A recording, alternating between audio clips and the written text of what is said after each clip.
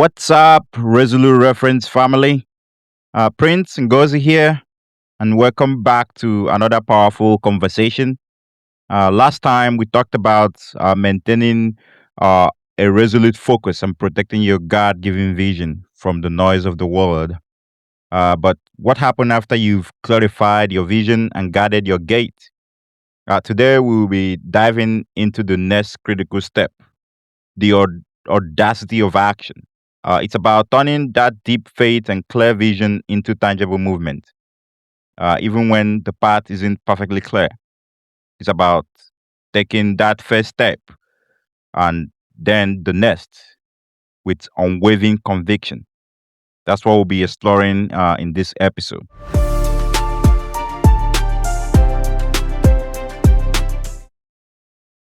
Growing up in Nigeria, I saw firsthand the power of action.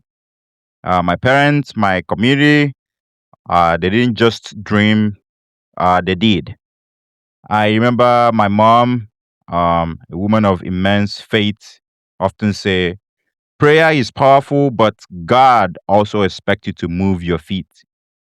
This wasn't about reckless trust in God, but about profound um, trust and dedication to God. When I first started this podcast, Resolute Reference, the vision was huge, um, almost overwhelming. There were so many unknowns: how to record, how to edit, how to distribute. I didn't know anything about podcast. I it was a big vision. I got stuck on planning, research, but there came a point where I had to silence the internal critics, quit the external doubt, and simply start. Just pick up the microphone and start. Well, not the microphone this time. Pick up your phone because that's all I did. The first episode I recorded on my phone in the warehouse. That's how I started. That step felt like a faith movement, almost foolish, but it was an act of faith. And each subsequent step, the path became clearer, the resources appeared, and the support emerged. The Bible is a testament of the audacity of action. Think about Noah building an ark in the middle of the dry land, based solemnly on God's instruction. Imagine the ridicule, the doubt, the scale of the task. But Noah acted, he moved, he built. Or consider David, a young shepherd boy facing Goliath, who is a seasoned giant. Everyone also was paralyzed by fear, but David, fueled by faith, took five smooth stones and acted. His victory wasn't just about strength, it was about courage to move when others stood still. These stories aren't just ancient tales, they are the blueprint for us today. They tell us that faith without work is dead, and that sometimes the greatest act of faith is simply to begin.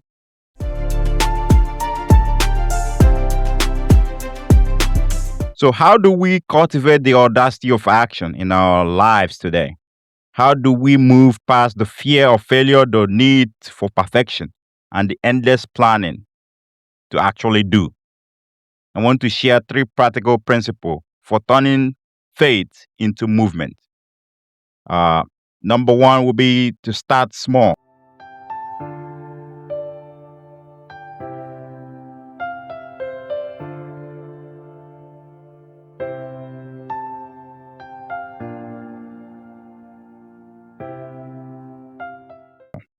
Start now.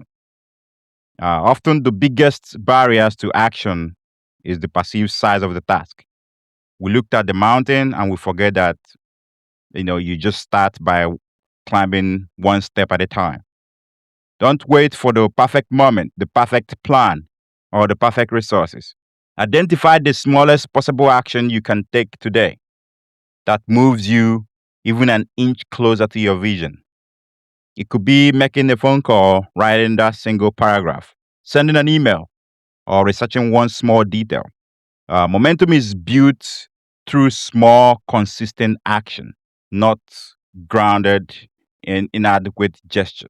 Remember the proverb: the journey of 1,000 miles begins with a single step. Principle number two is going to be embrace perfection, pursue progress. One of the greatest trap for visionary is the pursuit of perfection. We want everything to be just right before we launch, before we share, before we act. But perfection is often the enemy of progress. God doesn't call the equip, He equipped the called. Your first attempt won't be your best, and that's okay.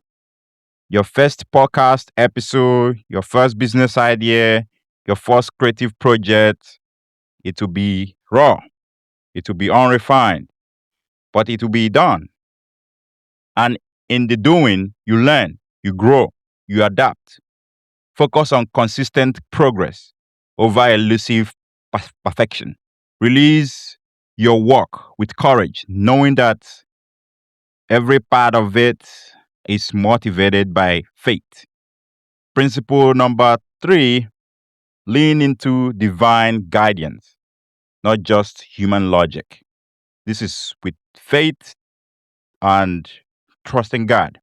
While planning the strategy are important, there will be moments when human logic reaches its limit, when the number doesn't add up, when the experts say it is impossible, when the fear is overwhelming.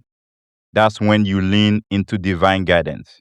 Pray for wisdom, listen for direction, and trust that God's plan is greater than your plan. Sometimes the audacity of action is simply to obey a prompt that defines conventional wisdom. It's about having the courage to step out of the boat, like Peter, even when the waves are crashing. God will often reveal the next step only after you've taken the current one. Trust the progress, trust the provider. Remember, your faith is not passive, it is active. It is a muscle that grows with use. Don't let your vision remain a beautiful dream. Have the audacity to act. Take that first step. Embrace the imperfect journey and trust that God will meet you in your moment of need. Your purpose is waiting for you. You are resolute in your purpose, deep in your reverence. You will not be paralyzed by fear. You will not be held back by the need for perfection. You are surrounded by faith and you are moving forward with the audacity of action. I am Prince Ngozi, and this is Resolute Reference. Until next time, faith, purpose, forward.